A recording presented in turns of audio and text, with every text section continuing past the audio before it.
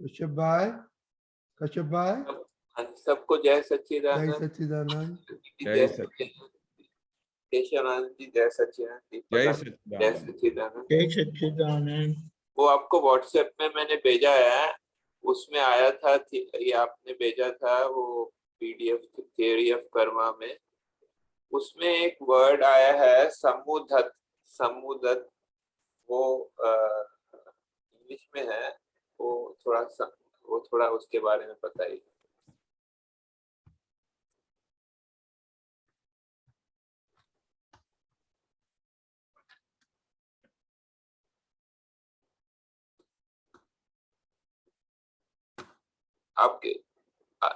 आपको मिल गया? एक मिनट।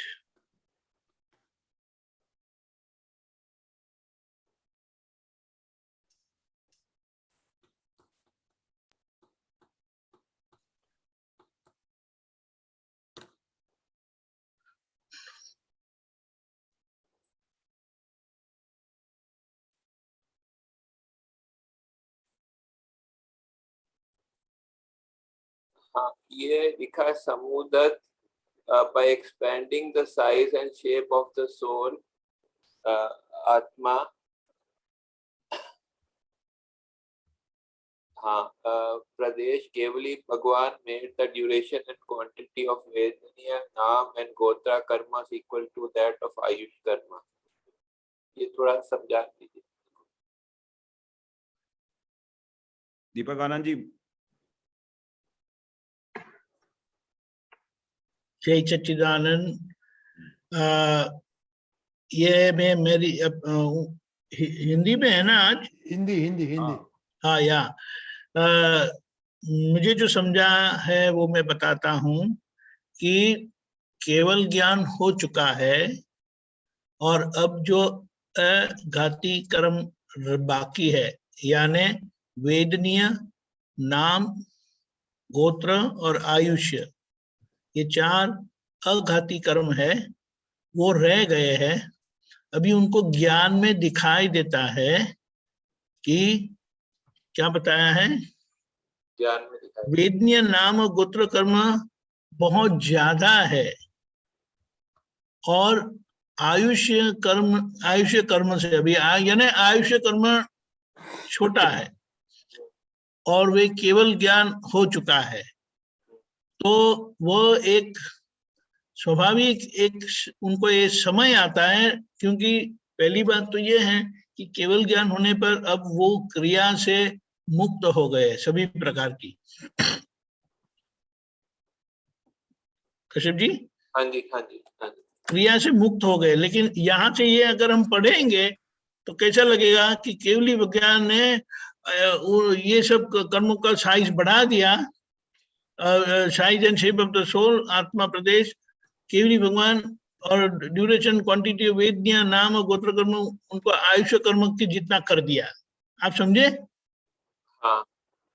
ये एक, जैसे हम चलते जाते हैं और सामने दीवार देखते हैं तो हम अपने आप स्टॉप हो जाते हैं ना? हाँ जी। तो ये किसने किया? ये अपने आप होता है। ये ज्ञान ने काम किया। ज्ञान ने हमें जागृत किया, लेकिन हम क्या बोलते हैं, मैं दीवार देख के रुक गया। आप समझे? तो मतलब वो ज्ञान जो है अभी वो... इसमें क्या है, इसमें क्या बताना चाहते हैं कि ये जो वेदनीय नाम और गोत्र कर्म क्वांटिटी में ज्यादा है और आयुष्य कर्म यानी आयुष्य टूका है, कम है। तो ऐसी परिस्थिति में क्या हो जाएगा? तो ऐसी परिस्थिति में नेचुरली एक परिस्थिति आती है कि जिसमें ऐसा होता है जो बताया है ना, ये जो बताया कि केवली भगवान made the duration of quantity of वेदनीय कर्म। आप समझे? हाँ, समझ गए। तो उन्होंने ऐसा रिड्यूस कर दिया, यानी ये एक प्रकार का कर्ता भाव नहीं बताया, इस तरह का एडजस्टमेंट हो जाता है उस स्थिति में, ऐसा यही एक जागृति का परिणाम है। आप समझे? जैसे मैंने वो दीवार का एग्जांपल दिया ना, हाँ। वो ज्ञान इस तरह से देखता कि ज्ञान से उनको पता चलता है कि भी आयुष्य कर्म तो बहुत टूका है, छोटा है, और ये सब हिसाब वेदनीय नाम गोत्र का हिसाब बहुत ज्यादा है, तो कैसे होगा? तो बोले ये होता है, ऐसा हो जाता है। हाँ ऐसा। और ये प्रोसेस को समुद्र का बताया, समुद्र मतलब वो जो है, मतलब वो प्रोसेस क्या होता है कि वो उसका जो है, मतलब वो प्रदेश जो है, वो बोला कि उसका साइज और शेप बढ़ जाता है। हाँ, यानी देखो ये जो बताया है ना, size and shape of the soul, क्योंकि सोल बड़ा हो जाता है साइज में, तो उनके यानी आत्मा प्रदेश को बढ़ा दिया तो उनका भुगतान जल्दी हो जाएगा। आप समझे? जल्दी हो जाए। भुगतान यानी वो जो टाइम लेता है वो भुगतान को पूरा करने के लिए वो अपने आप कम हो जाएगा, क्योंकि प्रदेश बढ़ गए अच्छा, एक्सपांड होने के लिए। ठीक, धन्यवाद। जय सच्चिदानंद। ठीक है। जय सच्चिदानंद। जय सच्चिदानंद। गीता बहन, जय सच्चिदानंद रजनीकांत अंकल साहब, जय जय सच्चिदानंद। सच्चिदानंद केशव आनंद जी साहब, जय सच्चिदानंद। दीपक आनंद जी साहब, जय सच्चिदानंद। जय सच्चिदानंद। दीपक आनंद जी, बुक नंबर 36। 36। हाँ 36, हाँ, पानु नंबर 121, तारीख 17/10/73, 73, वडोदरा। नीचे पेज 67 ऑफ 110।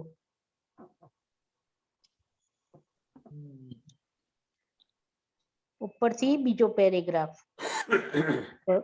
સ્ટાર્ટિંગ પોઈન્ટ છે, ભગવાને કહ્યું છે કે તારી પોતાની જે ક્રિયા રિલેટિવમાં હોય તે તું બીજાને ના બતાવીશ.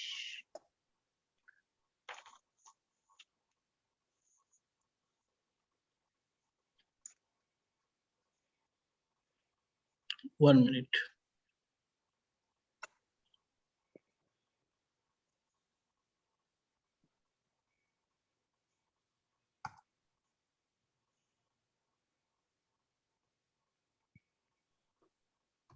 Beginning, સુકી क्या बताया? એમ કીધું દાદા ભગવાને કે ભગવાને કહ્યું છે કે તારી પોતાની જે ક્રિયા રિલેટિવમાં હોય તે તું બીજાને ના બતાવીશ. એ પ્રાકૃત ધર્મ છે. Okay. Ready? एक मिनट. Yes. One minute.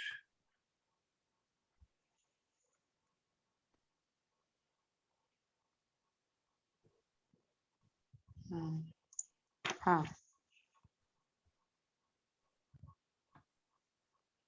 ભગવાને કહ્યું છે કે તારી પોતાની જે ક્રિયા રિલેટિવમાં હોય તે તું બીજાને ના બતાવીશ, એ પ્રાકૃત ધર્મ છે, બરોબર? हाँ जी, हाँ, भगवान समझा. क्या भगवान क्या कहना चाहते हैं कि जो भी क्रिया, जो दो बाहर की क्रिया कर रहे हो, रिलेटिव की क्रिया कर रहे हो, तो दूसरों को बताने की जरूरत नहीं है।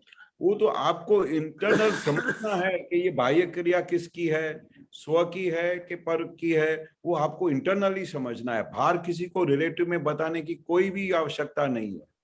ये तो प्राकृत धर्म है, प्रकृति का धर्म है, उसको आप किसी को क्या बता सकते हैं? पर खरी रीत से क्या है कि जो खुद के अंदर क्या हो रहा है, खुद के अंदर क्या हो रहा है, वो हमको खुद जो पता चलता है कि मैं सेपरेट हूँ, ये मेरे अंदर जो भाव हुआ वो क्या हुआ, बाहर का हुआ या इनर का, वो दूसरों को बताने की जरूरत नहीं है। वो हमको अंदर से खुद को समझना है कि ये प्रकृति प्राकृतिक धर्म है, मेरा स्वयं का धर्म नहीं है। मेरा स्वयं धर्म तो क्या है? ज्ञाता, दृष्टा और परमानंदी। પરમાનંદ. हाँ, तारी प्रकृति ने माफक आव्યું અને બીજાની પ્રકૃતિ ने माफक ना आवे, बरोबर है? हाँ, जो प्रकृति, जो किसी की प्रकृति आपको माफिक हुआ, वो आपको अच्छा लगा, आपका एडजस्ट हुआ, पर ऐसा जरूरी नहीं है कि वो सबके साथ एडजस्ट हो सकता है। वही सेम प्रकृति दूसरे को भी एडजस्ट हो सकती है, वो बिल्कुल पॉसिबल नहीं है। वो प्राकृत धर्म है। वो किसी का कैसे स्वभाव होगा, किसी का कैसे स्वभाव होगा, किसी का स्वभाव आपको सेट होगा, किसी का नहीं भी होगा। तो ये प्राकृतिक धर्म है। प्राकृतिक धर्म में किसी को भी अंदर इन्वॉल्व होने की जरूरत नहीं है। आपको उस सब प्राकृतिक धर्म में बाहर से देखने का है कि इसका धर्म ऐसा है, इसकी प्रकृति ऐसी माफिक नहीं आती है, इसकी प्रकृति ऐसी है, छूटा होके देखने का है, છૂટા कुछ बताने की जरूरत नहीं है। आ કેટલાક મનને નિરોધ કરવા જપ તપ યોગ વગેરે કરે છે કે કરાવે છે, તે બધી कसरत જ છે। ये अपने आप को निर्बल बनाने के लिए, अपने आप को कुछ सब वीकनेस में से बाहर निकालने के लिए सब जप तप करते हैं, योग करते हैं और दूसरों को सब योग करवाते हैं। ये सब क्या है? कसरतबाजी है। ये इससे कुछ वो उसका फल ऐसा नहीं होता है कि भाई ये वो मोक्ष को प्राप्त कर सकता है। ये खाली कसरत करता है। कसरत करेगा तो क्या उसका बॉडी मजबूत होगा, बाह्य सुख मिलेगा, पर इंटरनल सुख कुछ नहीं मिलेगा। હા તે કરતો હોય તે તેને अनुकूल होए, तेनी प्रकृति ने माफक होए। यानी मतलब क्या कि जो आप कुछ करते हैं, जो आपको कुछ एडजस्ट होता है, वो प्रकृति को माफक होएगा तो आपको कर सकोगे, नहीं माफिक होगा तो नहीं भी होगा। બરોબર तो છે प्रकृति प्राकृतिक धर्म सब जो भी है वो बाह्य है, बाहर से है। वो किसी को एडजस्ट भी होगा, किसी को नहीं भी एडजस्ट होएगा, पर जो इंटरनल है वो इंटरनल तो हमारे पास खुद ज्ञाता दृष्टा ब्रह्मानंदी स्वभाव में है। उसमें तो किसी को बताने की जरूरत भी नहीं है कि मेरे अंदर परिस्थिति कैसे चल रही है, मेरा अंदर किस तरह से चल रहा है। तो इसलिए बाहर का जो भी प्रकृति में है, रिलेटिव भाषा में है, किसी को बताने की जरूरत ही नहीं है। सब इंटरनल। दादा क्या बोलते हैं कि हमारी साइंस क्या है? सब इंटरनल है, अंदर से क्या परिणति हो रही है। बाहर का तो प्राकृतिक स्वभाव सबका अलग अलग है, उसमें उसके अंदर हाथ डालने की जरूरत भी नहीं है। उससे क्या फल मिलने वाला है? बाहर की प्रकृति तो किसी को माफिक भी हो सकती है, नहीं भी हो सकती है, उसमें से कुछ भी नहीं है। उसको तो अपने को ज्ञाता दृष्टा परमानंदी में रहने का है, और बाहर की प्रकृति है ऐसा है, उसके साथ एडजस्ट होके उसका निकाल करने का है। करेक्ट। पण केशवानंदजी साहेब, અહીંયા દાદा भगवान કહે કે તું તપ કર, જપ કર, સાધુપણું પણ કર, પણ હું જાય નહીં ત્યાં સુધી મુઆ મેલ મીંડું ને માર ચોકડી કશું જ વળે નહીં। એટલે શું મેલ મીંડું क्या ને किधर है માર- ये किधर है? हाँ ओके, नीचे है। એ- ओके ओके એ શું મેલ મીંડું ને માર ચોકડી એટલે શું સાહેબ? हाँ, मतलब इधर उधर उसको जीरो पे लेके आओ, मतलब जीरो पे लेके आओ भाई। ये सब जीरो हो गया। जो आप कर रहे हो, त्याग कर, तप कर, ध्यान कर्म योग कर के साधु पढ़कर, तो हूं जाए नहीं त्या सुधी मुआ मेल मींडू। हूं जाए नहीं मतलब अहंकार जब तक गया नहीं, तू चाहे फिर कितनी भी कसरत कर, कितनी भी मेहनत कर, कितना भी जप तप कर, ध्यान कर, सब जीरो पे आ जाएगा, सब जीरो पे आ जाएगा। तो उसको चौकड़ी मार। ये सब क्या कर रहे हो? कितने भी जप तप करोगे, ध्यान करोगे, सब कुछ करोगे, कुछ भी फर्क नहीं पड़ेगा जब तक हूं यानी जो आपको शुद्धात्मा का जब तक पहचान नहीं हुआ, जो विभाजन नहीं हुआ, वो समकित जब तक प्राप्त नहीं हुआ, वो जीरो के बराबर है। मेल मिंडू यानी जीरो पे छोड़ दे, उधर उधर से कुछ एकड़ एक होने वाला नहीं है, कुछ आगे बढ़ने वाला नहीं है। करेक्ट। हूं को इतना दादा ने इंपॉर्टेंस दिया हमेशा कि जब तक ये शुद्धात्मा का लक्ष्य नहीं मिला, जब तक खुद को नहीं पहचाना, जब तक ये अहंकार जीरो नहीं हुआ, तब तक तू चाहे कुछ भी करता है, वो कुछ भी मतलब वो जीरो के बराबर है। बरोबर છે એટલે करेक्ट। केशवानंद जी, हाँ जी, एक बात बताऊं? हाँ बहुत जो जरूरी। मुझे याद आया अभी। दादा भगवान को एक भाई साहब बहुत बार बार पूछ रहे थे कि दादा आपने क्या किया था कि ये ज्ञान प्रकट हुआ? आप बताओ ना, आप बताओ ना। दादा ने कहा उसकी कोई जरूरत नहीं है, वो छोड़ो वो बात। नहीं नहीं नहीं, आप बताओ ना। फिर उन्होंने क्या बताया? मैंने बैठे बैठे नींबू काटे थे। ये बात आती है कि कोई क्रिया से हूं अहंकार जाएगा नहीं। यानी आपकी प्रकृति में आपने तप किया, जप किया, साधुपन भी किया, और ऐसा बोलेंगे किसी को कि ऐसा करेंगे तो आपको ज्ञान प्रकट होगा, तो बोले वो नहीं है। इसीलिए बोलो मारो जीरो चौकड़ी मारो, जीरो કરીને ચોકડી કરો। क्रिया से आत्मज्ञान नहीं है, खरेखर यानी अहंकार जाएगा नहीं। ये मूल बात है। बरोबर સરસ સરસ अरे वो तो बहुत हंसा था, सब लोग बहुत इतने हंसा हंसे है, थे, बोले बहुत- बैठे बैठे नींबू बहुत- काटे थे। दादा फिर कहते मैं क्या बताऊं, वो बहुत जिद कर रहा था क्योंकि भाई, मैं अब अगर कैसे बताऊं होगा? कि मैंने ऐसा ऐसा कुछ किया तो लोग ऐसा करने लग जाएंगे, जो हाँ। रास्ता ही नहीं है, जो ज्ञान प्राप्त करने का रास्ता ही नहीं है। मैं सीधा बताता हूँ कि ज्ञानी को ढूंढो, उनके पीछे चले जाओ तो ज्ञान प्राप्त हो जाएगा। अब क्या करेंगे, हाँ, लोग क्रिया देखते हैं कि आपने क्या किया था कि ज्ञान खुला हुआ।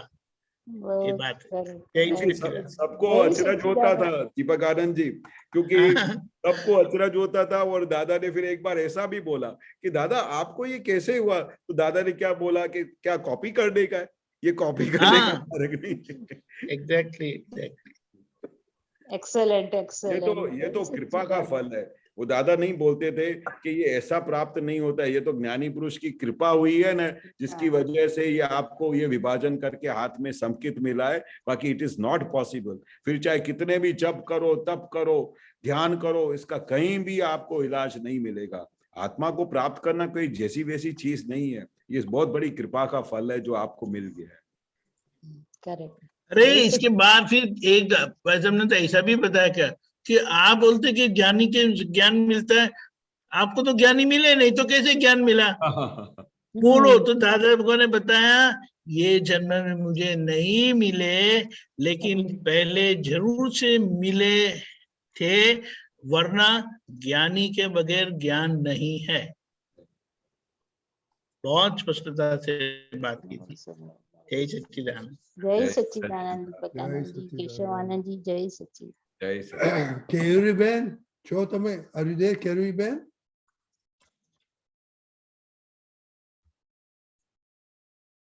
Okay. Okay, કેયુરીબેન. जय सच्चिदानंद रजनी दादा। જય સચ્ચિદાનંદ. जय બોલો सच्चिदानंद दीपकानंद जी। जय सच्चिदानंद। બોલો. जय सच्चिदानंद केशवानंद जी। जय सच्चिदानंद। जय वो सच्चिदानंद। मुझे ये पूछना था कि जो भोगवटा होता है ना हमारा, तो वो ज्ञान की बुक्स में कि कंटाल के एक भोगवटा आता है, एक राजी खुशी से आता है और एक मूर्छा पूर्वक होता है। तो वो तीन आप समझाओ ना अलग अलग। ये कहाँ पढ़ा आपने, वो तो पहले बताओ। वो मैं प्रश्न निकाला है पढ़ के। हाँ तो वो हमेशा थोड़ा रेफरेंस होता है ना तो अच्छा रहता है, किसी को भी ढूंढना है आगे पीछे की। ठीक है, अभी तो बात अलग है। हाँ हाँ मैं लिख लूंगी पेज नंबर और वो। तो पहला कौन सा भोगवटा है?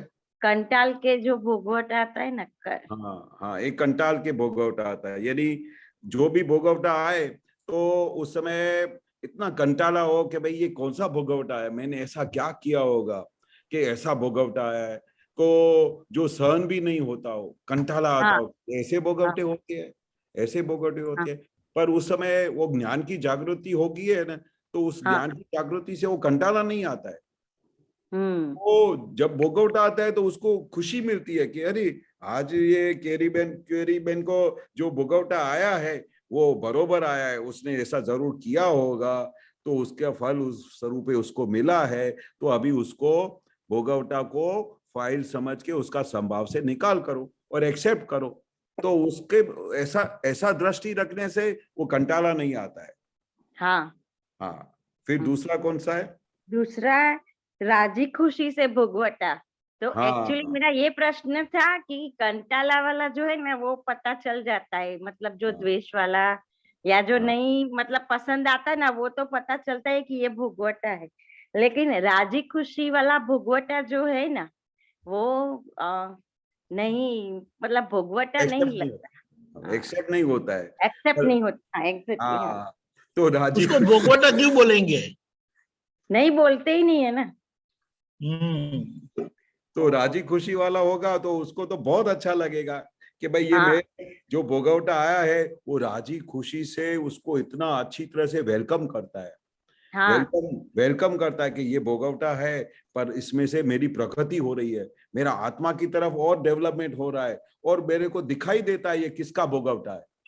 तो राजी खुशी दादा हाँ। बोलते थे कि भाई अभी भी और भी आओ, जितने भी आने का आओ, ताकि वो उनको छुट्टा करके देख के उसका भोगवटे को निर्मूल करते थे और उसको इस तरह से छुट्टापना की जागृति में उसको निर्मूल हो जाता था और भोगवटा जैसा लगता नहीं था, हाँ क्योंकि आपने राजी खुशी, आपको पता चला कि वेलकम करते हैं कि हाँ। ये बहुत जरूरी था, आपने जरूर ऐसा लास्ट बर्थ में ऐसा बरोबर दिया है, तो अभी वो वापस आया है, रिटर्न विथ थैंक्स आया है, उसको एक्सेप्ट करो। और किसको भोगवटा आया है वो ऐसी जागृति रहती है, तो उसको बहुत राजी खुशी उसको वेलकम करते हैं, बहुत हाँ। वेलकम करते हैं। जैसे दादा भगवान वेलकम करते थे कि हाँ ऐसा भोगवटा, वो दादा वेलकम करते, तो उससे क्या है, जागृति बहुत बढ़ती है, प्रगति होती है पूरी ज्ञान की तरफ, केवल ज्ञान की तरफ आगे स्टेप्स चढ़ता है। राजी खुशी, हाँ सहन नहीं हो, बिल्कुल सहन बर्दाश्त नहीं हो ऐसा, और उसको आप वेलकम करो और राजी खुशी उस भोगवटे को संभाव से सहन करके निकाल कर डालो, तो वो बहुत बड़ी प्रगति करता है। वो जागृति बहुत बड़ी चीज है। हाँ। उसके बाद तीसरा कौन सा? ये वो तीसरा वाला है ना, उसमें ऐसा है कि मूर्छा पूर्वक भोगवटा भोगवते हैं ना, हाँ, मूर्छा मूर्छा पूर्वक पूर्वक। का होता है वो हाँ, वो मूर्छा मतलब उसको पता भी नहीं चले, मूर्छा मतलब उसकी आंखों पे पट्टी बंधी हुई हो, मोह की पट्टी हो, सब की पट्टी हो, और वो मूर्छा के अंदर ही भोगवटा पूरा हो जाए, उसका तो कोई वैल्यू ही नहीं है। मूर्छा की तरह वो उसका भोगवटा पता भी नहीं चले, जैसे तैसे करके सह के उसका दी एंड कर डाले, पर उससे उसको कोई प्रगति नहीं हो, उसको कोई लाभ नहीं मिले। वो मूर्छा पूर्वक अंधकार में उसको पता भी नहीं चले कि कौन सा भोगड़ा है। वो ऐसा भोगवटा होता है कि अगले अगले जन्म में मैंने कुछ ऐसा किया होगा, वैसा हुआ है, ऐसा करके बात को पूरा कर डाले। हाँ, तो मतलब वो क्लियर नहीं होता है। हाँ, उसका कोई कोई कोई उसको संतुलन नहीं, कुछ मेल मिलाप ही नहीं है।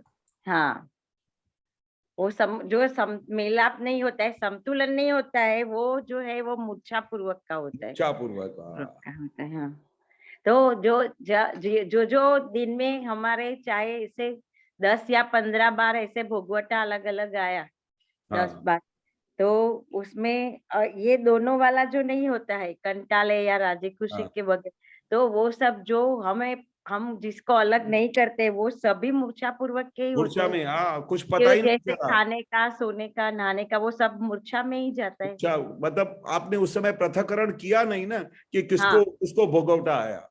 हाँ, मतलब आपको कुछ पता ही नहीं चला, ऐसा ही भोगवटा, जैसे नींद में ही कोई आदमी चला जाए, उसको पता भी नहीं चले, उसको मूर्छा पता भी नहीं चले। हाँ, और इसमें तो जागृति पूर्वक, उसमें आप राजी खुशी से ऐसा भोगवटा आए, उसको आप वेलकम करो और उसको पृथक्करण करके ये किसको भोगवटा आया, ये कौन भोग रहा है, किस कौन सा हिसाब है, पूरा विज्ञान की दृष्टि से उसका निकाल करते हो आप। हाँ, वो प्रगति वाला है, वो इम्पोर्टेंट भोगवटा है। हाँ। जय सच्चिदानंद शिवानंद जी, हाँ जी। उस सांस की सेवा करने का है तो वो कैसा लगता है, और अपने बच्चे की सेवा करने हैं तो कैसा लगता है? हाँ, दोनों भोगवटा में फर्क है। हाँ, हाँ, वो तो बहुत भारी भारी भोगवटा है। मैं और बोलूं? हाँ बोलो। वो तो क्या है कि बच्चे का भोगवटा है ना, तो वो तो इतने सालों तक ऐसे मेरा मेरा मेरा करके हो रहा था, तो भी इसका जो वो क्या बोलते हैं गुणाकार होता है ना, बहुत सारा हो गया है। गुणाकार। और सांस का जो होता है ना, वो एक संस्कार की वजह से नहीं बोलते हैं, लेकिन वो खटकता है और वो नहीं खटकता है, तो ये दोनों मत तो नहीं वो, मगर वो दोनों में से कोई भी मैं ये कह सकती हूँ मूर्छा पूर्वक का तो नहीं होता है। नहीं, मूर्छा पूर्वक का एग्जाम्पल बहुत अच्छा है। दादा भगवान के दोनों बच्चे गुजर गए तो उनको भुगतान नहीं हुआ, क्योंकि उनको मूर्छा नहीं थी। लेकिन किसी को अगर मूर्छा है तो उनको बहुत लगेगा। सही है ना केशवानंद जी? हाँ, परफेक्ट परफेक्ट। हाँ।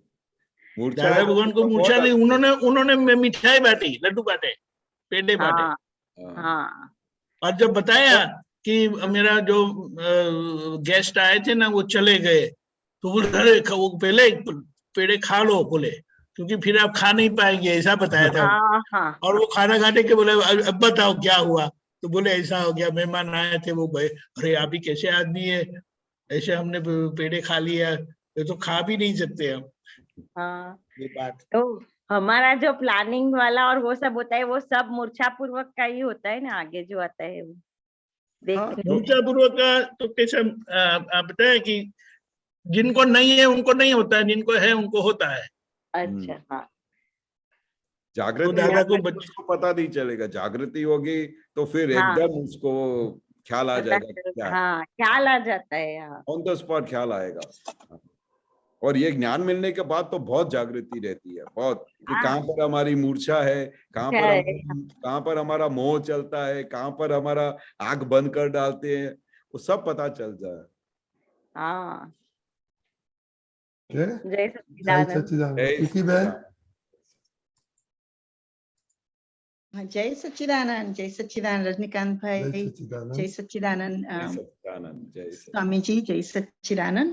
હમણાં મેં દીપકાનંદજીને મોકલ્યું છે આપતવાણી નંબર 10, એમાં આ પિક્ચર મોકલ્યું છે રિગાર્ડિંગ ધ ચિત્ત જ્યાં જાય ત્યાં દર્દ મટે જ. એ આગળ થોડું કહે છે, એ સમજાતું નતું મને. મટાડવા માટે ચિત્ત જ્યાં જાય ત્યાં મટે જ. Right side, left side, okay, यहाँ बाजू से On your right देख side, page number 291. दिखा दिया, नहीं, पेज नंबर 291, ओके फाइन. એટલે મારો ક્વેશ્ચન એ છે કે દાદા એવું કહે છે કે ચિત્ત જ્યાં મટાડવા માટે જાય, એટલે જ્યાં જાય એ કે સાયન્ટિફિક પ્રોસેસ છે બધી આ. એટલે આખું મારે વંચાયું નથી, પણ મને આ સમજાવો ને જરા કે જ્યાં ચિત્ત જ્યાં ત્યાં સાયન્ટિફિકલી કેવી રીતના મટે.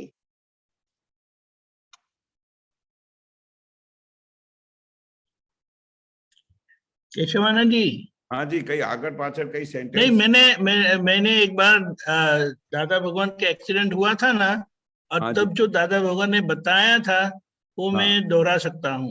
हाँ हाँ कि दादा भगवान ने कहा कि जब से लगा ना एक्सीडेंट हुआ, और ये जहां जहां ये सब बोले, क्योंकि उनको पूछा गया, दादाजी ये लोगों को तो ये सब दाग जाने को बहुत टाइम लगता है, लेकिन आपके दाग तो 15 दिन में बहुत कुछ निकल गए. हाँ। बोले ऐसे कैसे हो गया? तब दादा भगवान ने बताया कि जब से लगा है तो हमारा चित्त वहां जाता है, हाँ। और वो चित्त को हमने रोका नहीं. वो जहां जहां दर्द होता था तो वहां वो जाता था, लेकिन हमने उसे अच्छी तरह से देखा, और मेरे क्या बोलते हैं निरीक्षण से मुझे पता चला कि वो चीज जाता है ना तो वो उसको रिपेयर करता है. हाँ, सही बात। जहां जहां दर्द है वहां रिपेयर करता है. तो हमने उसको रिपेयर होने दिया, देखते ही गए, और उसका ये परिणाम है. परिणाम ये है। सत्संग उसी का है. आप बस समझे अभी प्रीति ख्याल बहन? हाँ हाँ, अभी वो दादाजी એટલે ख्याल आ गया कि कहे। वो दादाजी ने जैसे बोला कि हमारा उधर चित्त गया। अभी ये हकीकत में तो सब लोग जिस समय ये एक्सीडेंट हुआ था ना, तो हम भी उधर हाजिर थे, तो ये मिरेकल हुआ था। ये बहुत सही बात बताई थी दादा ने कि दादाजी का जो मुखारविंद था ना, हम सबके लिए वो एक निधि ध्यासन, अहम बात थी, मेन बात थी दादा की, वो निधि ध्यासन था। तो दादा ने जिस समय वो उधर चित्त जा रहा था तो रोका नहीं। वो रोज आईने के सामने आके हमसे पूछते थे कि ये सब स्किन देखो कैसे सफेद होने लगी है। तो वो दादा भी चाहते थे और चित्त को जाने भी दिया ताकि वो एकदम रिपेयर हो जाए, और उधर रिपेयर होके हम सबका निधि ध्यासन एज इट इज रहे। तो चित्त की इतनी शक्ति है कि दादाजी जहां पर चित्त जाता था तो उधर जब से वो जख्म हुआ था तब से वो ऑटोमेटिक रिपेयर होने को शुरू हुआ। ये साइंटिफिकली था। ये दादा ने जब एक्सप्लेन किया तभी पता चला कि इट वाज नॉट पॉसिबल कि इतना भारी एक्सीडेंट, पूरा चेहरा काला हो गया था और वो इतना ब्लैक हो गया था, वो विद इन 15 डेज वो न्यू स्किन तैयार हो गई, और दादा धीरे धीरे धीरे एज इट इज होने लगे, जो ओरिजिनल पोजीशन था दादा। हाँ, तो સમજવું એવું હતું કે તમને ક્યાંય દુઃખ થાય તો ચિત્તને જવા દેવાનું, એટલે શું કેવી રીતના આપણે મહાત્માએ કેવી રીતના જોવાનું આ? चित्त હવે हाँ। ત્યાં જાય कि दादा શું કહેતા હતા, उपयोग हिंदी આપણે हिंदी तो दादाजी क्या बताते थे कि जैसे ही हमारे को कुछ हो तो नॉर्मली हाँ। बेसिकली ये तो ज्ञानी पुरुष की बहुत अलग बात है, पर हम महात्माओं के लिए क्या है कि जैसे हाँ, भी हाँ। कुछ भी हमारा जाता है तो बार बार चित्त वहां पर जाए, तो फिर ऑन द स्पॉट दादाजी क्या बोलते थे कि भाई ये जब से कुछ भी बॉडी में होना शुरू हो गया, ऑन द स्पॉट वो रिपेयर होना शुरू हो जाता है। वो बॉडी का एक हाँ, सिस्टम है। तो ये किसको हुआ ऑन द स्पॉट, उल्टा वो जागृति रखनी चाहिए। चित्त वहां पर जाता है तो बार बार उधर वो जागृति रखी जाती है कि किसको हुआ है, मेरे को तो कभी हुआ ही नहीं है, मैं तो उससे छुटा हूं, मैं तो उससे अलग हूं, और जो कुछ हुआ इसको हुआ है, वो तो ऑटोमेटिक रिपेयर होने वाला है। ऐसी जुदापना की जागृति रहनी चाहिए हमको। ऐसे दादाजी बोलते थे कि जैसे ही कुछ भी होता है, शरीर की कोई तकलीफ हो गई, शरीर में कुछ खराबी हो गई, कुछ भी प्रॉब्लम हो गया, उसी क्षण से वो रिपेयर चालू हो जाता है। तबीयत हाँ, चालू हो बिगड़ती है, उसी समय से वो सुधरना चालू हो जाता है। ये साइंटिफिक है। अच्छा, सो वो बिलीफ के साथ हमको समझना है, अपने आप में સમજવાનું કે આ જઈ રહ્યું છે, ઇઝ રિપેરિંગ, ઇઝ જઈ રહ્યું છે, એમ Yes, એવું perfect, કહેવાનું, એવું perfect. કહેવાનું, એવું સમજવાનું। 100% कि जो भी कुछ भी तबीयत बिगड़ती है या कुछ भी हाँ। ऐसा वीकनेस आ जाती है, तो वो सुधरने के लिए ऑन द स्पॉट शुरुआत हो ही जाती है। It starts immediately. तो फिर उस समय हमको चित्त उधर ज्यादा देने की जरूरत नहीं है, वो रिपेयर होने का काम है। उल्टा उस समय अपना चित्त निकाल के अपने स्व में डालने का है, आत्मा में डालने का है, पड़ोसी को बोलने का है कि ये सब अच्छी तरह से रिपेयर हो जाएगा, आप इसकी तरफ चित्त और ध्यान मत डालिए, और इसका ऑटोमेटिक ये रिपेयर की पोजीशन में चालू हो चुका है। इतना जुदापना की जागृति में दादा ने हमको सिखाया है। जब से भी वो एक्सीडेंट हुआ, उसी दिन से ही वो रिपेयर चालू हो गया, उसी दिन से ही वो जुड़ना शुरू हो गया। विद इन 3 to 4 months वो फिर से पैर दादा का ज्वाइंट हो गया, बात पूरी हो गई। पर उस समय उधर दादा उपयोग हमेशा सेपरेशन का रखते थे। पर ज्ञानी पुरुष के लिए अलग था, क्योंकि वो जगत के कल्याण का निमित्त थे। तो उधर वो तो दादा भगवान बोलते थे तो सामने से देवी देवताओं भी आके हाजिर होके उनका सब रिपेयर करते थे, क्योंकि वो दादा का बहुत बड़ा मिशन था जगत कल्याण का। इसके लिए हम दिन रात दादाजी के लिए प्रार्थना करते थे, दादाजी के लिए कि दादाजी का स्वास्थ्य हमेशा अच्छा रहे, देवी देवताओं को पुकारते थे। पर हमको ज्ञान की दृष्टि से ये सेपरेशन सिखाया हुआ है, दादाजी ने समझाया हुआ है, और बहुत ही साइंटिफिकली समझाया है कि भाई जब से ये बिगड़ता है तब से रिपेयर होना शुरू हो जाता है। इसलिए आपको उधर उपयोग देने की जरूरत नहीं है। छूतापना की जागृति। हाँ, एक मिनिट થોડુંક વાંચું हाँ। એમાં જસ્ટ એટલે એવું કેવું છે દાદાજી, એટલે દાદાશ્રી કહે છે કે મટાડવા માટે જાય એ પ્રશ્ન કહે છે કે એટલે સાયન્ટિફિક પ્રોસેસ થઈ જાય, તો દાદા કે સાયન્ટિફિક પ્રોસેસ છે બધી, આ આપણા લોક પાછા બીજા ધંધામાં ચિત્ત પોરવે એટલે પછી પેલું ત્યાં મટવાનું બંધ થઈ જાય। જો તમારે મટાડવું હોય તો ચિત્તને ત્યાં રહેવા દો, એ જગ્યાએ બીજે બધે બંધ કરીને ચિત્તને એક જ જગ્યાએ રહેવા દો। એટલે એ મને થોડું નતું સમજાતું કે એ જ જગ્યાએ તમે ચિત્ત લાઈક તમને હાથ દુખતો હોય કે બહુ દુખતું હોય તો તમે ત્યાં ચિત્તને મોકલો, એટલે શું કે અહીંયા દુખે છે પણ એ મારો સ્વભાવ નહીં, એટલે એ પૃથ્થકરણ કરવાનું। ત્યાં આપણે સમજો આ हाथ में दुखता हो तो चित्त को उधर डालने का, चित्त को उधर भेजने का कि भाई हाथ को दुखता है कि आपको दुखता है, और फिर उस समय वो ज्ञान को जागृति लाने का कि भाई ये जब हाथ टूटा है या दुखता है तो उसको रिपेयर होने के लिए ऑटोमेटिक उसका होने का है, उसका इलाज होने का है, साइंटिफिकली होता ही है। जब से बिगड़ता होता है, और आप इससे छुट्टा हो, आप इससे अलग हो, जिसको हो रहा है वो अलग है, वो स्थूल भाग है। तो ऐसा चित्त जब उधर डालते हैं तो ऑटोमेटिक रिपेयर होना शुरू हो जाता है। पर जैसे ही आप बोला कि मुझे हुआ है तो फिर वो बिगड़ता है और बिगड़ता है और दुखता है। ऐसा साइंटिफिकली उसमें रहस्य है चित्त डालने का। चित्त कैसे डालने का कि भाई किसको हुआ है, किसको दुखता है, इसको दुखता है तो ये तो अलग है, वो पड़ोसी है, वो नहीं सुर मालूम। भाग है, मैं तो शुद्ध आत्मा हूं। ऐसा चित्त को उधर जब हम डालते हैं, वहां से साइंटिफिकली उसकी रिपेयर की क्रिया शुरू हो जाती है। इसको ज्यादा साइंस बोलते हैं। तो ऐसी इसी तरह से चित्त को उधर भेजने का, भाई मेरा हाथ को नहीं दुखता है, मेरे हाथ को दुखता है, मैं तो शुद्ध आत्मा हूं, मेरे को तो कभी दुखा ही नहीं है।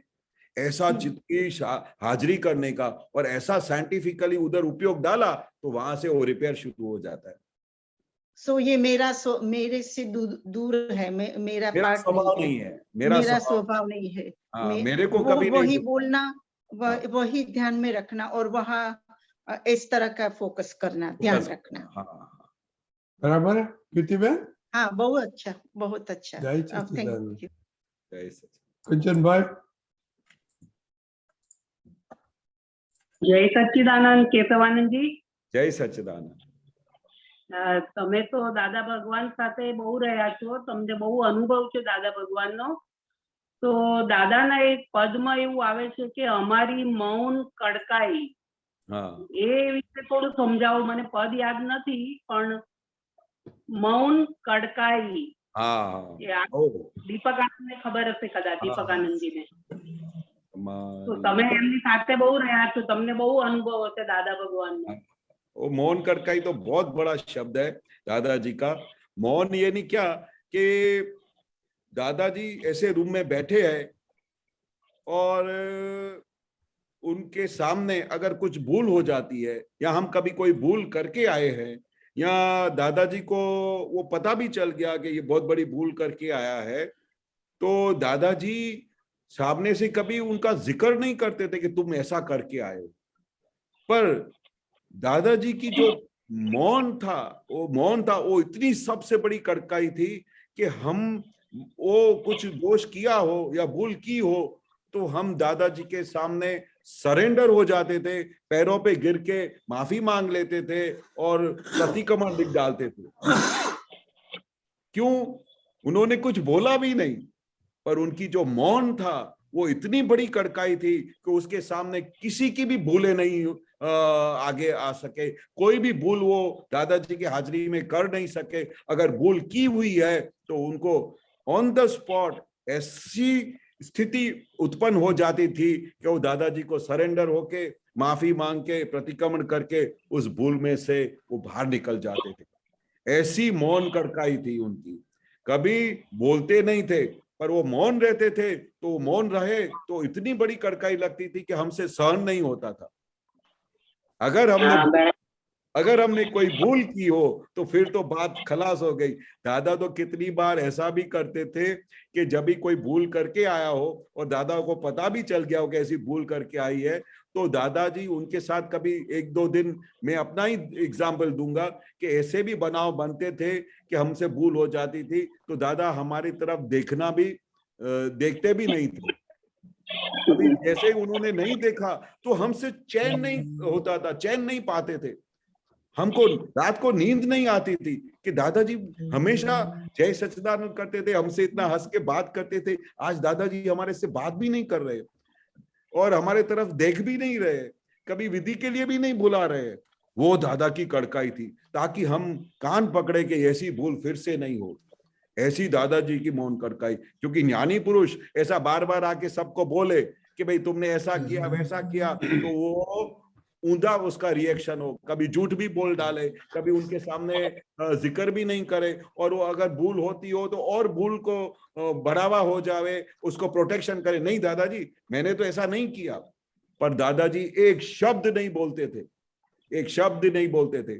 पर हद से ज्यादा आगे बात बिगड़ जाए और सामने वाले को पता भी नहीं चले कि मैं भूल कर रहा हूं या क्या कर रहा हूं, तब दादाजी फिर बम फोड़ते थे, फिर दादा छोड़ते भी नहीं थे। ऐसा नहीं थे कि कितनी बार जो दादा बोलते ना कि भाई किसी इंसान को इशारा ही बहुत काफी होता है, तो दादाजी का कितने लोग इतने सेंसिटिव होते थे कि दादाजी का इशारा ही समझ जाते थे कि हमारे से बहुत बड़ी गलती हो गई। पर कितने को पता भी नहीं चलता था कि हमारे से ऐसी गलती हो गई, तो उस दिन दादा फिर बम फोड़ते थे।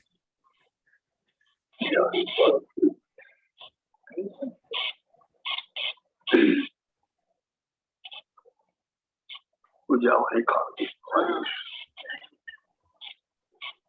મને પદયારી પ્રેમ છે. सहनशीलता हमारी मौन करे, वरी ने मई रहे वितराग जुओ कलमू न ठहराए।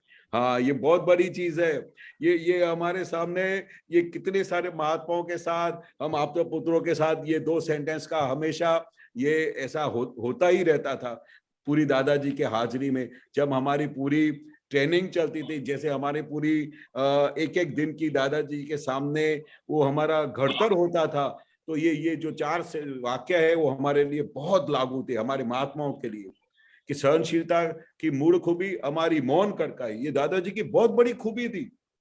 ऐसी खूबी तो हमने कभी देखी नहीं। नॉर्मली क्या होता है, कभी भी इंसान से भूल होती है तो सामने से बोल देते, तुम्हारे में ये खामी है, तुमने आज ये गलत काम किया, इस तरह से बात करना चाहिए, ऐसे आपका व्यवहार है, ऐसा तुमने गलत किया।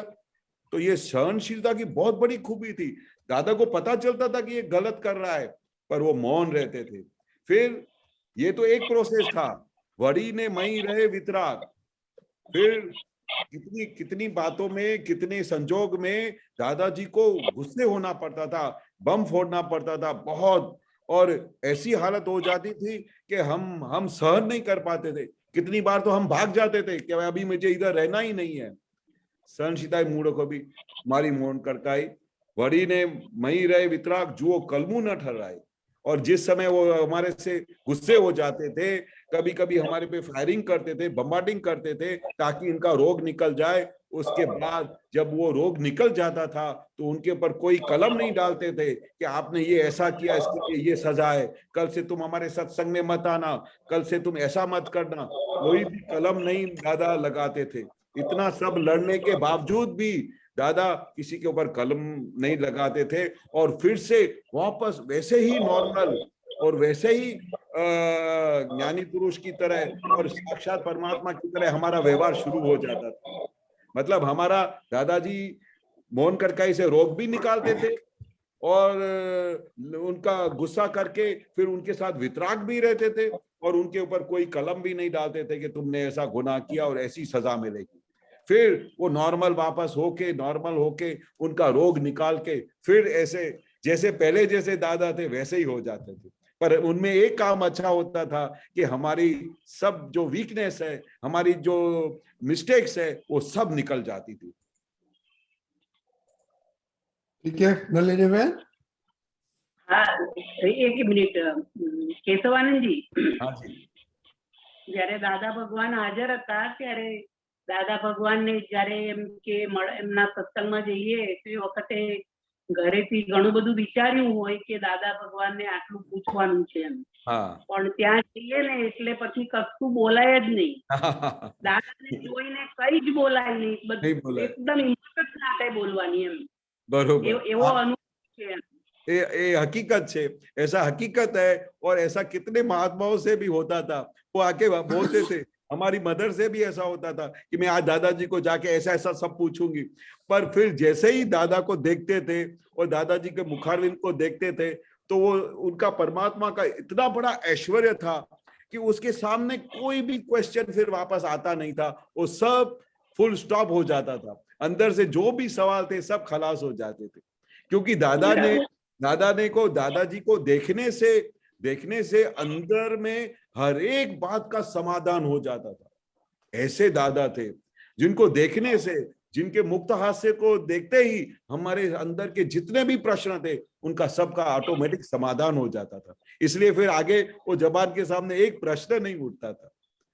तो दादाजी ये क्या कहना चाहते थे कि कुछ भी पूछने जैसा नहीं है, खाली ज्ञानी पुरुष का दर्शन किया और वो साक्षात परमात्मा का दर्शन मिल गया, जो आपको मोक्ष का सिक्का लगा के देता है और जो आपको मोक्ष में लेके जाने की खातरी देता है, उसके सामने अभी पूछने का रह क्या जाता है? कुछ नहीं रह जाता है। इसलिए दादाजी कितनी बार बोलते भी थे कि कुछ पूछने जैसा नहीं है, खाली ज्ञानी पुरुष को देखते रहने का, आपका सब समाधान हो जाएगा। ठीक है नलिनी बहन। जय सच्चिदानंद। मिलिंद भाई। हाँ, जय सच्चिदानंद केशवानंद जी, जय सच्चिदानंद दीपकानंद जी, जय सच्चिदानंद। जय जय सच्चिदानंद रजनी दादा। जय सच्चिदानंद। अभी क्वेश्चन ये है एक वीक पहले एक ऐसी घटना बनी, मैं लेक्चर ले रहा था तो एक लड़की कंसंट्रेट नहीं थी और उसका अलग से काम कर रही थी। थोड़ा मैंने नज़र तो लगाई और उसको हिंट भी दी, लेकिन वो अपनी मूड में थी तो मैं थोड़ा गुस्से में आ गया। और एज अ स्टूडेंट ये चलता नहीं है, जब अब लेक्चर लेते तो उसका कंसंट्रेट होना चाहिए मैं जो कंटेंट देता हूँ उसमें। तो उस हिसाब से मैंने उसको गेट आउट कर दिया और थोड़ा रूड वर्ड्स, क्योंकि डिसिप्लिन भी होनी चाहिए, इस हिसाब से बोल के उसके सामने कम्युनिकेशन किया। तो उसने भी मेरे सामने आवाज़ दी, और सर आप ऐसा नहीं कर सकते, मेरे को ऐसा इंसल्ट क्लास के सामने नहीं कर सकते। तो मैंने भी उसको कहा कि जब तू ये पढ़ लिख रही है, मैं ये पॉइंट चला रहा हूँ, तो मेरी इंसल्ट है, आप निकल जाओ, पहले निकल जाओ, मैं गलत होगा तो माफी मांग लूंगा, get out from my class. तो ये निकल गई बच्ची। लेकिन जो सिंसियर बच्चियां थी, उन्हीं में से एक बच्ची बोली कि सर वो लिख रही थी, आपने सही कहा, लेकिन ये अच्छी लड़की नहीं है, ये ऐसी ही है। मैंने अपना काम शुरू कर दिया और फिर लेक्चर पूरा हुआ तो मैं बाहर निकला और उसको समझाया सही तरह से। और मैंने समझाया कि मैं गलत हूं तो मैं माफी मांगता हूं, मेरा ऐसा कोई इरादा नहीं है। लेकिन फिर जो बना, जो लेक्चर पूरा हुआ, तो ये लड़की जो है, उसने जो इनोसेंट लड़की है, सिंसियर लड़की है, जिसने बताया था मेरे को कि सर ये लड़की लिख रही थी, तो उसको उसने गालियां दी और बड़ा वार्निंग दे दी। वो बहुत खराब लड़की थी, इसलिए उसने वार्निंग दे दी, मेरी इंटरफियर किया मेरी लाइफ में, तो तू यहाँ नहीं पढ़ सकेगी। और ऐसा हुआ तो फिर रिसेस हुई, तब मेरे को मिलने आई। वो रड़ रही थी, सिंसियर लड़की थी, जिसने मुझे बताया था कि साहब वो लिख रही थी, आपको इंटरफियर कर रही थी, इंटरप्ट कर रही थी वो।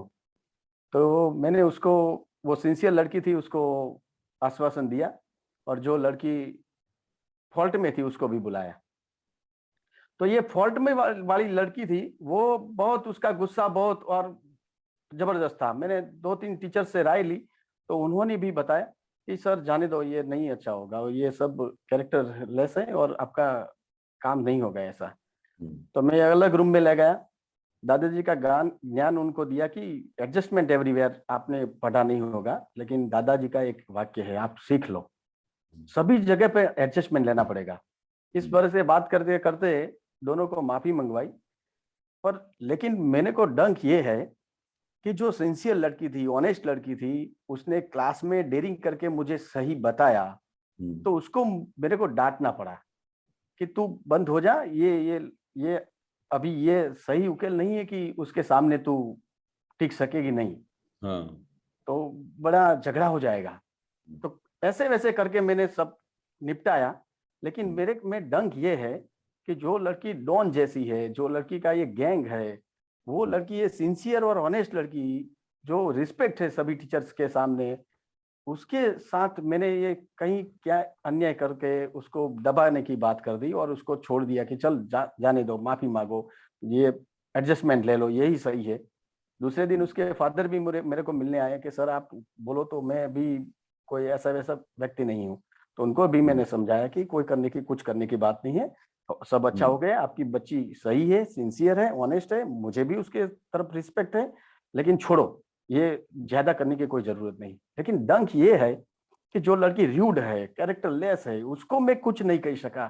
जो मेरा एज अ टीचर का रोल होना चाहिए कि उसको मुझे दबाना चाहिए कि नहीं ये नहीं, गलत है, लेकिन मेरी उसकी जो रूडनेस है, उसको वो सिंसियर लड़की को गलत कर सकती है महीने के बाद, 15 दिन के बाद। उस हिसाब से मैंने ये डिसीजन लिया। लेकिन वो डंक मेरे को है कि नहीं, मैंने ये सिंसियर लड़की को दबा दिया और उसको माफी मांगने को मजबूर किया, तो ये मेरे को डंक रहता है। उसके बारे में आप थोड़ा उकेल दीजिए। एक्चुअली फर्स्ट ऑफ ऑल ये डंक बिल्कुल नहीं रखना चाहिए, क्योंकि आपने उसको अच्छी तरह से एडजस्ट करने का मैसेज दिया और उसको और समझाया। अगर आप उसको नहीं समझाते तो केस और बिगड़ता, वो उसके साथ और उसके साथ झगड़ा बढ़ता और बहुत बड़ा फियास्तो हो जाता और बात बिगड़ जाती। पर आपने जो कदम उठाया, उसको समझाया कि भाई इधर एडजस्ट करना चाहिए, ये समझो वो लड़की है, वो उसका स्वभाव इतना खराब है कि वो उसको उसके झगड़े में पड़ेंगे तो और केस बिगड़ जाएगा। तो आपने तो अपना धर्म निभाया। और सबसे इम्पोर्टेंट चीज क्या है कि वो जो क्लास में कभी कभी ऐसे स्टूडेंट्स हो बिगड़ जाएगा, सही बात है। और ऐसे स्टूडेंट्स हो तो उनको सुधारने का बहुत बड़ा जिम्मा सर पे नहीं लेने का, क्योंकि आप किसी को सुधार नहीं सकते हो, वो अपना कैरेक्टर, अपना स्वभाव अपने साथ लेके आए हैं। और दादा भगवान ये बहुत अच्छी चीज बताई कि महावीर स्वामी ने भी किसी को सुधारने की कोशिश नहीं की, और हम जो ज्ञानी पुरुष होके इधर आए हैं, हमने भी कभी किसी को सुधारने का दावा नहीं किया है, क्योंकि कोई इंसान किसी को सुधार ही नहीं सकता है। तो ये पहले लक्ष्य में रखने का, क्योंकि जिस दिन आप सुधारने की कोशिश करने जाओगे तो वो उल्टा केस बिगड़ेगा, क्योंकि आपके पास वो शक्ति नहीं है किसी को सुधारने की। सही बात है। तो हमारा फर्ज कितना है कि एक बार उस लड़की को या लड़के को अलर्ट करके कि you are doing something wrong, please इस तरह से मत करो, आप अपना फ्यूचर बिगाड़ रहे हो, ऐसा उसको सावचेत करके छोड़ देने का। क्योंकि वो हर एक इंसान खुद स्वतंत्र है और अपना पूरा हिसाब भर के लेके आया है। अगर हम उसको सुधारने की कोशिश करेंगे तो उसका झगड़ा भी हो जाएगा। और आजकल ऐसा काल, ऐसा चक्र, ऐसा जो समय है वो ऐसा समय नहीं है पहले जैसा कि जब हमारे गुरु और टीचर्स होते थे तो हम उनको मानते थे, सम्मान देते थे, उनका विनय करते थे। ऐसा तो कुछ रहा ही नहीं है, कुछ नहीं रहा, यही दिखा मुझे इस प्रसंग में। हाँ, अभी काल अपना काम कर रहा है, पर ऐसे काल के अंदर जिनको ज्ञान मिला हुआ है, जिनको ज्ञान की समझ है, उनके लिए बहुत बड़ी जवाबदारी है। उनके लिए ये सबसे बड़ी जवाबदारी है कि हम ऐसा कोई भी बिहेव नहीं करें ताकि सामने वाला आपके साथ वैर बांध डाले। अगर वो लड़की को अगर आप ज्यादा बोलोगे और उसको गेट आउट करके बाहर निकाल दोगे तो आपके सामने कोई जबरदस्त कुछ भी स्टेप ले सकती है। हाँ, ले सकती है हाँ, डेफिनेटली कुछ भी कर सकती है कि सर ने मेरे से मिसबिहेव किया, ऐसा किया, वैसा किया। तो आजकल ऐसा टाइम ही नहीं है कि किसी को सुधारने का कोशिश करने का। अपना फर्ज समझ के, जो मेरा टीचर का फर्ज है वो समझ के उसको इतना ही इतला करने का, और ऐसे ही नाटकीय भाव में उसको समझाने का। ऐसा इमोशनल होने की जरूरत नहीं है कि मैं आपको इतना पढ़ाता हूं और आप फिर भी ध्यान नहीं देते हो, ऐसा नहीं करते हो, you get out from this class. वो क्या है, हम इमोशनल हो गए। सही बात है। हमको इमोशनल नहीं होने का है। अगर आज कोई भी दादाजी एक सिंपल बात बोलते थे कि कार अगर मोशन में चलती है तब तक सही है, पर इमोशनल हो जाए तो क्या होगा, तो बोला एक्सीडेंट हो जाएगा। अगर कार इमोशनल हो गई तो एक्सीडेंट हो जाएगा, इसको एक्सीडेंट बोला जाता है। अगर आप मोशन में, क्या होगा, मोशन में आप उसको बोल सकते हो कि बेटा ऐसा अच्छा नहीं है, आपका कैरियर खराब हो जाएगा, आप ध्यान से पढ़ो, मेरा तो फर्ज है आपको एक बार इत्तला करना, अभी आपकी मर्जी है, आप भले क्लास में अगर आपका मन नहीं लगता है तो भले आप बाहर जा सकते हो।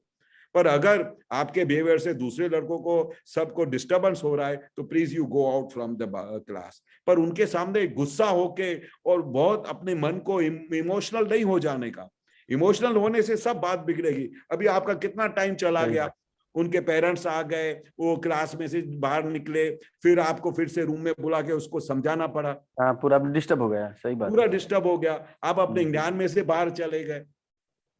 नहीं, ज्ञान था तो भी तो पूरा समाधान लिखा, लेकिन डंक मेरे को ये हुआ कि जो सिंसियर लड़की थी, ऑनेस्ट लड़की थी, पूरा समय मेरे साथ वो मेरा लेक्चर अटेंडेंस भरती थी, उसको मैंने दबा दिया। और वो क्रूड लड़की थी, जो कैरेक्टरलेस लड़की है, सभी का ओपिनियन ये है, उसको मैं बोल नहीं सका। मेरे का ये डंक रखता है कि पर वो क्या है, उसको डंक में नहीं रखने का, उसको समझने का कि दिस वाज टू हैपन, वो हैपन हो गया, इसमें से अपने को तारण निकालने का कि नेक्स्ट टाइम क्या होना चाहिए, नेक्स्ट टाइम किस तरह से मुझे मोशन में रहना चाहिए, नेक्स्ट टाइम मेरे को कैसा काम करना चाहिए ताकि इतना मेरा टाइम सेव हो जाए, नेक्स्ट टाइम मुझे क्या करना चाहिए ताकि मुझे डंक ना हो कि उस लड़की को मैंने दबा दिया कि तुम एडजस्ट कर लो, ये कर लो। बराबर है, सही। इतना बड़ा फ्यास तो आगे बढ़ने ही नहीं देने का, उसको विचारशील बोला जाता है कि कोई भी कषाय होने के पहले उसका समाधान हो जावे। दैट इज हमारा नेचर है, दैट इज हमारी साइंस है, वही हमारा ज्ञान का प्रताप है। सही बात, सही बात। हाँ, ठीक है, सही है, मिलिंद भाई। सही, बढ़िया बढ़िया। जय सच्चिदानंद। जय सच्चिदानंद। जय विशाली बेन। जय सच्चिदानंद रजनी अंकल, जय जय सच्चिदानंद सच्चिदानंद। दीपकानंद जी, जय जय सच्चिदानंद કેશવાનંદ जी। जय सच्चिदानंद। મારે થોડું ખાલી ક્લેરિફિકેશન જોઈતું હતું કેશવાનંદજી કે ફાઇલ નંબર 1 ને જોવાને જાણવાની, તો એ તો જોવાય છે કે ફાઇલ નંબર 1 ને જોઉં ને જાણું છું, પણ એ જોવાને જાણવામાં પેલું સારા ખરાબનો ખોટા સાચાનો આગ્રહ નથી જતો, જો એનાલાઇઝિંગ ચાલુ છે કે વૈશાલી આવું ના કરવું જોઈએ, આમ કરવું જોઈએ, તો એ સહજતાથી એ જો સ્વીકારાતું નથી, તો એનું કારણ એ કે હજુ છૂટું નથી પડીને જોવાતું. नहीं आनु छुट्टू तो पड़ी गयो छे, हिंदी, पर हिंदी। हजू आपने हाँ छुट्टा तो हो गया है, पर प्रॉब्लम कहाँ पर है, अभी भी हम उसका फेवर कर रहे हैं, फाइल Yeah. नंबर 1 का फेवर कर रहे हैं। जिस दिन से ये फाइल का फेवर करना बंद हो गया तो आपको वो अलग हो दिखाई देगा और आप उसके साथ निष्पक्षपाती होके उसका हर एक बात का पृथक्करण करके उसको समझा सकेंगे ये गलत है। अभी भी तुमको ये इसका साइड ले रहे हो, अभी भी इसका तुम उपराण ले लो, उपराण यानी मतलब उसका प्रोटेक्शन कर रहे हो। जिस दिन से ये प्रोटेक्शन चला गया और उसका रक्षण आपने करना बंद कर दिया, उस समय से आपको हर एक चीज क्रिस्टल क्लीन दिखाई देगी और आपको हर एक बात का उधर समाधान दिखाई देगा। તો એનું પ્રોટેક્શન ઓછું થાય એ કેવી રીતે કરવાનું કે પ્રકૃતિનું પ્રોટેક્શન છૂટી જાય? हाँ छूटी जाए, यानी आप उसको क्या करने का कि भाई उसको समझाने का, जागृति देने का कि देखो तुमने इसका प्रोटेक्शन लिया तो आपने ज्ञान में से बाहर निकल गए, आपको छूटापना की जागृति सब खलास हो गई, आपने उसका प्रोटेक्शन किया तो वो प्रोटेक्शन करने से जो आपकी भूल थी, जो निकलने वाली थी, वो और 5 साल के लिए एक्सटेंड हो गई। आपको भूल का उसका उपराणु लिया तो वो आपका घर कभी खाली नहीं करेगी। तो ऐसी जागृति रखने का कि आपको इसको अभी अपने घर में जगह देनी है या घर में से बाहर निकालना है, क्योंकि घर में से जब तक उनको बाहर नहीं निकालोगे तब तक वो आपके घर में और तगड़े होते जाएंगे और आपकी पूरी जागृति को मंद करते जाएंगे। और अभी हम कौन सी स्टेज में है, अभी हमको आगे बढ़ना है, केवल ज्ञान की तरफ आगे बढ़ना है। तो जितनी भी हमारी ये वीकनेसेस है जिनका हम प्रोटेक्शन करते हैं, तो वो हमारे लिए, हमारे ज्ञान के लिए, हमारे प्रोग्रेस के लिए, हमारे मोक्ष मार्ग के लिए बाधक है। बड़ी समझो। हाँ, हमको अभी इनमें से बाहर निकलना है, क्योंकि ये जो मार्ग है क्षत्रियों का मार्ग है। जो भी वीकनेस है उसको मार के काट के बाहर निकालनी है। अगर नहीं निकालेंगे तो वो हमारे घर में खाना वाना खा के मजबूत होते जाएंगे और हमारा घर खाली नहीं करेंगे। બહુ સાચી વાત સમજણ પડી કે આગ્રહ જે છે ને કે વૈશાલી આ રીતે જ રહેવું જોઈએ ને આમ જ થવું જોઈએ, એ ત્યારે જાગૃતિ રાખવાની છે કે આ મારે નથી કરવું, ના હોય, જે થઈ રહ્યું છે તે જ બરાબર છે। बराबर છે, ये हमारे हाथ की सत्ता ही नहीं है। अब आपके हाथ में इतना बड़ा सत्ता है कि आपके धारण मुजब, आपके धार्य मुजब सब हो, तो फिर जब हमारे हाथ में वो है ही नहीं शक्ति, पूरी व्यवस्थित शक्ति अपने हिसाब से अच्छी तरह से काम कर रही है, तो फिर हमारी जो उसका जो फोर्स है उस फोर्स को खलास कर देना चाहिए। वो हमारे काम की नहीं है, वो हमारी प्रगति में बहुत बड़ा प्रोटेक्शन की वजह से हमारी प्रगति पूरी रुक जाती है। રાઈટ, એટલે કંટ્રોલ કરવાની પોસિબિલિટી છે જ નહીં, તો પછી ટ્રાય કેમ કરવાનો, છોડી મૂકવાનું। छोड़ी मुकवान, इन्हें जोवानो, उसको जानने का, देखने का कि भाई ये उसकी प्रकृति है, ये उसका स्वभाव है, इस तरह से ये प्रोटेक्शन करती है। फिर समझाने का कि बेटा ये क्या कर रहे हो, ये तुम्हारा इसमें से कुछ भी निवारण होने वाला नहीं है, ये ज्ञान के विरुद्ध है।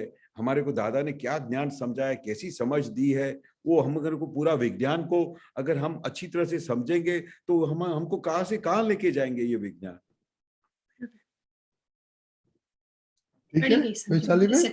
ओके, अभी टाइम अपना हो है तो केशव जी 3 मतलब बोला है। वैशाली में प्लीज फॉलो। हाँ, नमो वितरागाय, નમો વિતરાગાય, नमो अरिहंताणम, નમો અરિહંતાણમ, नमो सिद्धाणम, નમો સિદ્ધાણમ, नमो आयरियाणम, નમો આયરિયાણમ, नमो वज्जायाणम, નમો ઉવઝ્ઝાયાણમ, नमो लोए सव साहुणम, નમો લોય સવ સાહુણમ, ऐसो पंचन मुक्कारो, ऐसो पंचन मुक्कारो सव पावपणासनो सव पावपणासनो मंगलाणं च सव्वेसिं मंगलाणं च सव्वेसिं परमं हवै मंगलम्। परमं हवै मंगलम्। ओम नमो भगवते वासुदेवाय। ओम नमो भगवते वासुदेवाय। ओम नमः शिवाय। ओम नमः शिवाय। जय सच्चिदानंद। जय सच्चिदानंद। जय सच्चिदानंद। जय सच्चिदानंद। जय सच्चिदानंद। कल संडे है और यहाँ पर कीर्तन भक्ति